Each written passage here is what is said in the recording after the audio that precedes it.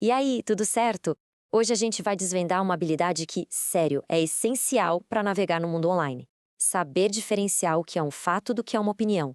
Pode acreditar, quando essa chave vira, a gente começa a ler tudo de um jeito diferente. Desde uma notícia até um post qualquer nas redes sociais. Vamos fazer um exercício rápido? Pensem um pouco. Em que momentos do dia a gente mais expressa opinião online? É nos comentários de um vídeo? Numa avaliação sobre aquela série que acabamos de maratonar? Ou numa discussão com a galera em algum grupo? A verdade é que a gente opina o tempo todo.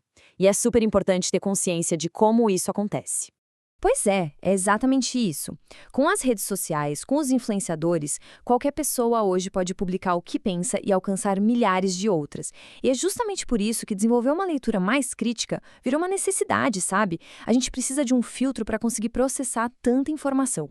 Então, vamos começar pelo básico, pela fundação de toda análise crítica. O primeiro passo é aprender a identificar a diferença fundamental entre um fato e uma opinião. Parece simples, né? Mas às vezes a linha que separa os dois é bem fininha. Ok, olhem bem para essa primeira frase. Pensem aí. Isso é uma coisa que dá para a gente verificar com dados, com estudos científicos, ou é mais um ponto de vista de alguém? Agora, a segunda, a linguagem aqui já é mais forte, né? Face necessário, rigidamente.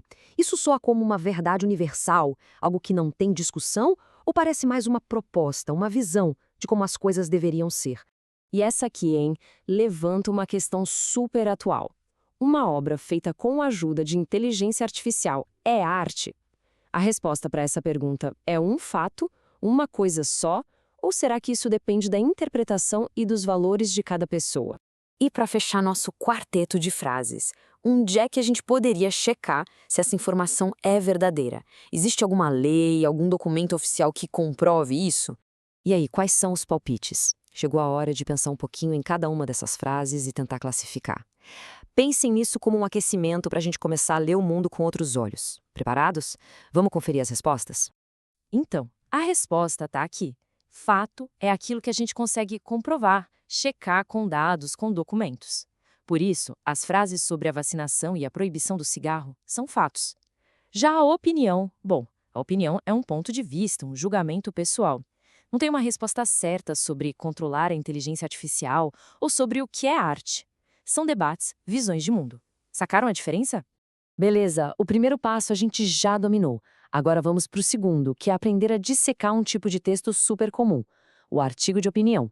A ideia é encontrar os componentes principais dele. É como se a gente fosse fazer um raio-x do texto para ver o que tem por dentro. O nome já entrega o jogo, né? O objetivo principal de um artigo de opinião não é só informar, é convencer. A pessoa que escreve, o articulista, vai usar argumentos para tentar trazer quem está lendo para o lado dela, para concordar com o seu ponto de vista. Para a gente ver isso na prática, vamos usar como exemplo esse artigo da Januária Cristina Alves. Olha só o título. Só por ele a gente já consegue ter uma ideia bem clara da posição dela, certo? A frase "regular é melhor que proibir" já é, de cara, uma baita declaração de opinião. Então, quando a gente pega um artigo desses para ler, a nossa missão de leitor-detetive é encontrar duas coisas. Primeiro, a tese. A tese é a ideia central, a posição que a autora está defendendo. E segundo, os argumentos, que são as justificativas, as provas que ela usa para sustentar essa tese. Olha só esse trecho do artigo, por exemplo. Para sustentar a tese dela de que regular é melhor que proibir, a autora afirma que a nossa vida se tornou inviável sem a tecnologia. E para provar esse ponto, ela usa uma estratégia bem interessante. E aqui está o pulo do gato.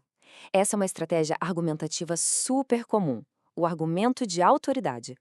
Quando a autora cita um sociólogo famoso como Bauman, ela meio que pega emprestada a credibilidade dele para fortalecer a própria ideia. É quase como dizer, olha, não sou só eu que penso assim, um grande especialista no assunto também concorda. Muito bem! Agora que a gente já sabe diferenciar fato de opinião e até identificar a estrutura de um artigo, vamos para o nível avançado. O passo 3 é sobre decifrar a linguagem secreta dos textos. Sabe, aquelas palavrinhas que revelam muito sobre a intenção de quem escreve. O nome técnico para isso é modalizadores discursivos. É um nome um pouco complicado, mas a gente pode pensar neles como se fossem o controle de volume da opinião do autor. São as palavras que mostram se ele está sussurrando uma sugestão com talvez ou gritando uma certeza com sem dúvida. Elas ajustam o tom do texto. E o mais legal é que dá para a gente até organizar essas pistas, olha só. Para mostrar certeza, um autor pode usar sem dúvida. Para deixar claro que é só uma opinião, acredito que. Para suavizar uma ideia, seria interessante. Ficar de olho nessas escolhas de palavras ajuda a gente a pegar todas as nuances do texto. Vamos voltar para o nosso artigo de exemplo. Prestem bem atenção em como a autora termina o texto. Ela não afirma com todas as letras, isso vai acontecer. A escolha das palavras é muito mais sutil e estratégica do que isso. Vamos decodificar isso juntos. O talvez abre espaço para uma possibilidade, não é uma certeza absoluta. O acho que deixa bem explícito que essa é a visão dela, o envolvimento pessoal dela no assunto. E vale a pena experimentar a sua como um convite, uma sugestão, e não como uma ordem. Isso deixa o texto muito mais próximo e menos impositivo. E pronto, chegamos ao final da nossa jornada. Agora é hora de juntar todas essas peças e colocar esse conhecimento em prática, porque, no fundo, ser um leitor crítico é um verdadeiro superpoder no mundo digital de hoje. Então, para a gente resumir nosso guia prático em 3 passos. Primeiro, sempre se perguntar se o que está na tela é um fato comprovável ou a opinião de alguém. Segundo, ao ler um texto opinativo, caçar a ideia principal, a tese, e as provas que a sustentam, os argumentos. E terceiro, ficar de olho nas palavrinhas-chave, os modalizadores, para sacar o verdadeiro tom do autor. E por que tudo isso importa no fim das contas? Porque dominar essa análise transforma a gente em cidadãos digitais mais conscientes, ajuda a não cair em desinformação, a formar as nossas próprias opiniões com mais base e a participar de qualquer debate de forma muito mais inteligente. E para encerrar, fica aqui uma reflexão. Pensem em como o hábito de ler artigos de opinião pode ser uma verdadeira academia para o cérebro, um treino para o pensamento crítico. Cada texto é um novo exercício que desafia a nossa capacidade de avaliar argumentos e entender outros pontos de vista. É assim que a gente constrói um pensamento mais forte e independente. Vale a pena praticar. Até a próxima!